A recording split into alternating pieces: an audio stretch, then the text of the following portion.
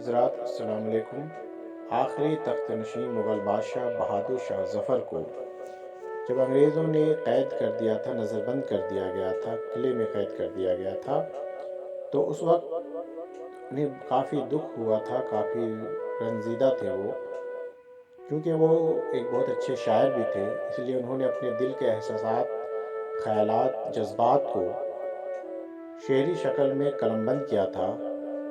ان کی وہ تخلیق پیش خدمت ہے، مگر اسے شروع کرنے سے پہلے آپ سے التجا ہے، گزارش ہے کہ اگر آپ نے ابھی تک میرے چینل کو سبسکرائب نہیں کیا ہے، اردو ادب کو سبسکرائب نہیں کیا ہے، تو از راہ کرم جلد سے جلد سبسکرائب کر لیں، لائک کر دیں، ویڈیو کو شیئر کر دیں۔ لگتا نہیں ہے جی میرا اجڑے دیار میں، لگتا نہیں ہے جی میرا اجڑے دیار میں، کس کی بنی ہے عالم ناپائیدار میں۔ بلبل کو پاس باں سے نہ صیاد سے گلا، بلبل کو پاس باں سے نہ صیاد سے گلا، قسمت میں قید لکھی تھی فصل بہار میں، قسمت میں قید لکھی تھی فصل بہار میں، کہہ دو ان حسرتوں سے کہیں اور جا بسیں،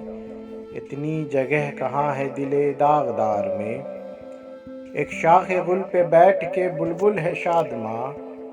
ایک شاخ گل پہ بیٹھ کے بلبل ہے شادماں، کانٹے بچھا دیے ہیں دل لالہ زار نے، عمر دراز مانگ کے لائے تھے 4 دن، 2 آرزو میں کٹ گئے 2 انتظار میں، دن زندگی کے ختم ہوئے شام ہو گئی،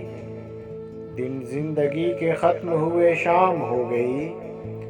پھیلا کے پاؤں سوئیں گے کنجے مزار میں۔ کتنا ہے بد نصیب ظفر دفن کے لیے، کتنا ہے بد نصیب ظفر دفن کے لیے، 2 گز زمیں بھی مل نہ سکی کوئے یار میں، لگتا نہیں ہے جی میرا اجڑے دیار میں، لگتا نہیں ہے جی میرا اجڑے دیار میں۔